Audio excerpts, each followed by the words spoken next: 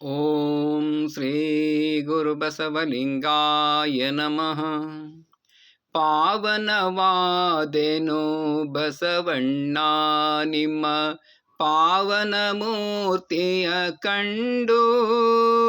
ಪಾವನವಾದೆನು ಬಸವಣ್ಣ ನಿಮ್ಮ ಪಾವನ ಮೂರ್ತಿಯ ಕಂಡು. ಪರತತ್ವವ ನೈದಿದೆ ಬಸವಣ್ಣ ನಿಮ್ಮ ಪರಮ ಸೀಮೆಯ ಕಂಡು. ಪರತತ್ವವ ನೈದಿದೆ ಬಸವಣ್ಣ ನಿಮ್ಮ ಪರಮ ಸೀಮೆಯ ಕಂಡು. ಪದನಾಲ್ಕು ಮೀರಿದೆ ಬಸವಣ್ಣ ನಿಮ್ಮ ಪರುಷ ಪಾದವ ಕಂಡು. ಪದನಾಲ್ಕು ಮೀರಿದೆ ಬಸವಣ್ಣ ನಿಮ್ಮ ಪರುಷ ಪಾದವ ಕಂಡು. ಕಪಿಲ ಸಿದ್ಧ ಮಲ್ಲಿಕಾರ್ಜುನಯ್ಯನ ಕೂಡಿದೆ. ಕಪಿಲ ಸಿದ್ಧ ಮಲ್ಲಿಕಾರ್ಜುನಯ್ಯನ ಕೂಡಿದೆ. ಬಸವಣ್ಣ ನೀವು ಗುರುವಾದಿರಾಗಿ. ಬಸವಣ್ಣ ನೀವು ಗುರುವಾದಿರಾಗಿ.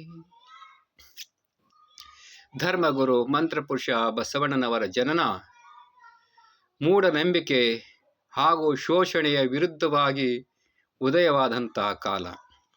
ಬಸವಣ್ಣನ ಜನನ ಸಂದರ್ಭದಲ್ಲಿ ನಡೆಯುವಂಥ ಒಂದು ಅಪೂರ್ವ ಘಟನೆ ಅದೇನೆಂದರೆ, ಗುರು ಬಸವಣ್ಣನವರ ತಂದೆ ಮಾದರಸರು ಆ ಒಂದು ಅಗ್ರಹಾರದ ಮುಖ್ಯ ಪುರುಷರಾಗಿರುತ್ತಾರೆ. ಅಲ್ಲಿ ಯಾರೇ ಬ್ರಾಹ್ಮಣರ ಒಂದು ಪೂಜಾ ವಿಧಿಗಳನ್ನು ನೋಡೋದಾಗಲಿ, ಅವರ ಮಂತ್ರಗಳನ್ನು ಕೇಳೋದನ್ನಾಗಲಿ ಮಾಡಿದರೆ ಅಂಥ ಶೂದ್ರರನ್ನು ಕಿವಿಯಲ್ಲಿ ಕಾದ ಸೀಸವನ್ನು ಹಾಕ್ತಾಯಿದ್ರು, ಕಣ್ಣು ಕೀಳ್ತಾಯಿದ್ರು, ಇಂಥ ಶಿಕ್ಷೆ ಕೊಡ್ತಾಯಿದ್ರು. ಆಗ ತಾನೇ ಏನಾಗಿತ್ತಂದ್ರೆ, ಒಬ್ಬ ಹುಡುಗ, ಅಸ್ಪೃಶ್ಯ ಹುಡುಗ, ಒಂದು ಆಕಳ ಕರು ಸ್ವರ್ಣೀಯರ ಒಂದು ಓಣಿಯಲ್ಲಿ ಹೋಗಿತ್ತು. ಅದನ್ನು ಹಿಂಬಾಲಿಸಿಕೊಂಡು ಬಂದ. ಏನೋ ಒಬ್ಬರು ಬ್ರಾಹ್ಮಣ ಮನೆಯಲ್ಲಿ ಪೂಜೆ ನಡೀತಾ ಇತ್ತು. ಏನು ನಡೀತಾ ಇದೆ ನೋಡೋಣ ಅಂತ ಸ್ವಲ್ಪ ಇಣುಕಿ ನೋಡ್ದ. ಅದು ನೋಡೋದನ್ನು ಒಬ್ಬ ಬ್ರಾಹ್ಮಣ ನೋಡ್ದ. ನೋಡಿ, ಅಯ್ಯೋ ಇದೇನಿದು, ಇಂಥ ಒಬ್ಬ ಶೂದ್ರ, ಒಬ್ಬ ಅಸ್ಪೃಶ್ಯ ಬ್ರಾಹ್ಮಣ ಮಂತ್ರಗಳನ್ನು ಕೇಳೋದಂದ್ರೆ ಏನು, ಅವ್ರ ಪೂಜೆ ನೋಡೋದಂದ್ರೆ ಏನು, ಇವನನ್ನು ಪಂಚಾಯತ್ ಸೇರಿಸಿ ಕಠಿಣ ಶಿಕ್ಷೆ ಕೊಡಬೇಕು ಅಂಥೇಳಿ ಅದನ್ನು ಊರ ಪ್ರಮುಖರಾದ ಮಾದರಸರ ಹತ್ರ ಕರ್ಕೊಂಡು ಹೋಗ್ತಾರೆ. ಊರ ಜನ ಎಲ್ಲ ಸೇರಿ ಇವನು ಇನ್ನು ಬ್ರಾಹ್ಮಣರ ಮಂತ್ರಗಳನ್ನು ಕೇಳಿದ್ದಾನೆ, ಪೂಜೆಯನ್ನು ನೋಡ್ತೇನೆ, ಇವನಿಗೆ ಏನಾದರೂ ಶಿಕ್ಷೆ ಕೊಡಬೇಕು ಅಂತಂದಾಗ ಅಲ್ಲೆಲ್ಲರೂ ಕೆಲವರೆಲ್ಲ ಹೇಳ್ತಾ ಇರ್ತಾರೆ, ಇವನು ಕಣ್ಣು ಕೀಳಬೇಕು, ಇವನ ಕಿವಿಗೆ ಕಾದ ಸೀಸವನ್ನು ಹಾಕಬೇಕು ಅಂತ ಎಲ್ಲರೂ ಹೇಳ್ತಾ ಇರ್ತಾರೆ. ಅದರಲ್ಲಿ ಕೆಲವು ಒಳ್ಳೆಯ ಜನ ಇರ್ತಾರೆ, ಹೋಗ್ಲಿ ಬಿಡ್ರಿ, ಏನೋ ಪಾಪ ತಿಳಿಯೋದಾರ್ದಕ್ಕೆ ತಪ್ಪು ಮಾಡ್ಯಾನ, ಬಿಟ್ಬಿಟ್ರಿ ಅನ್ನೋ ಜನನೂ ಇರ್ತಾರೆ. ಆದ್ರೆ ಹೆಚ್ಚು ಜನರು ಜಾತಿವಾದಿಗಳಾಗಿರ್ತಾರೆ. ಅವರು ಇವನಿಗೇನಾದ್ರು ಶಿಕ್ಷೆ ಕೊಡಲೇಬೇಕು ಅಂತೇಳಿ ಪಟ್ಟು ಹಿಡ್ಕೊಂಡು ಕೊಡ್ತಾರೆ. ಅದೇ ಹೊತ್ತಿನಲ್ಲಿ ಒಬ್ಬ ಆಳು ಓಡ್ತಾ ಬಂದು ಮಾದರಸೆಗೆ ಹೇಳ್ತಾರೆ, ಮಾದರಸರೇ ನಿಮ್ಮ ವಂಶ ಪರಂಪರೆಯಾಗಿ ಮುಂದುವರಿಸಿಕೊಂಡು ಹೋಗುವಂಥ ಗಂಡು ಸಂತಾನ ನಿಮಗಾಗಿದೆ, ನಿಮಗೊಬ್ಬ ಮಗ ಹುಟ್ಟಿದ್ದಾನೆ ಅಂತ ಹೇಳ್ತಾರೆ. ಹೇಳಿದ ತಕ್ಷಣ ಆ ಮಾದರಸರು ಹೇಳ್ತಾರ, ನೋಡ್ರಿ, ಇದೀಗ ಈ ಒಂದು ಪೀಠಕ್ಕೆ, ಈ ಒಂದು ಅಗ್ರಹಾರಕ್ಕೆ ಒಂದು ವಾರಸುದಾರನಾಗಿ ನನಗೆ ಮಗ ಹುಟ್ಟಿದಂಥ ಸಂತೋಷವಾಗಿದೆ, ನನ್ನ ಮಗ ಹುಟ್ಟಿದ್ದಾನೆ.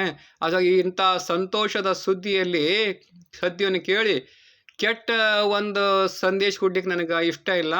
ಅವನು ಮಾಡಿದ ಒಳ್ಳೆಯದೋ ಕೆಟ್ಟದೋ ಏನೇ ಇರಲಿ, ನಾನೀಗ ಸಲ ಏನು ಮಾಡ್ತೀನಿ ಅಂದ್ರೆ ಆ ಹುಡುಗನನ್ನು ಕ್ಷಮೆ ಮಾಡಿಬಿಡ್ತೀನಿ ಅಂತ ಹೇಳ್ತಾರೆ.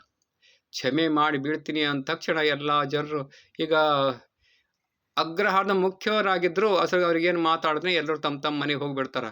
ಆದ್ರೆ ಆ ಅಸ್ಪೃಶ್ಯ ಹುಡುಗನ ತಂದೆ ಅಲ್ಲಿ ಕೈ ಮುಗಿದು ಆ ಸ್ಮರಿಸ್ತಾನ ಬಸವಣ್ಣವ್ರನ್ನ, ಹೇಗೂ ತಂದೆ, ನೀನು ಹುಟ್ಟು ಬಂದ ತಕ್ಷಣವೇ ನಮ್ಮದು ಒಂದು ಕಷ್ಟ ಪರಿಹರಿಸಿದೆ, ನಮಗೆ ಕೊಡ್ತುವಂಥ ಶಿಕ್ಷೆಯನ್ನು ದೂರ ಮಾಡಿದೆ.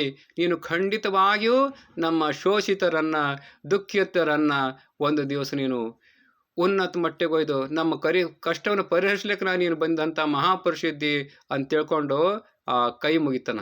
ಈ ರೀತಿ ಬಸವಣ್ಣನವರು ಜನನವೇ ಒಂದು ಅಸ್ಪೃಶ್ಯರನ್ನು, ದೀನರನ್ನು, ದುಃಖಿತರನ್ನು,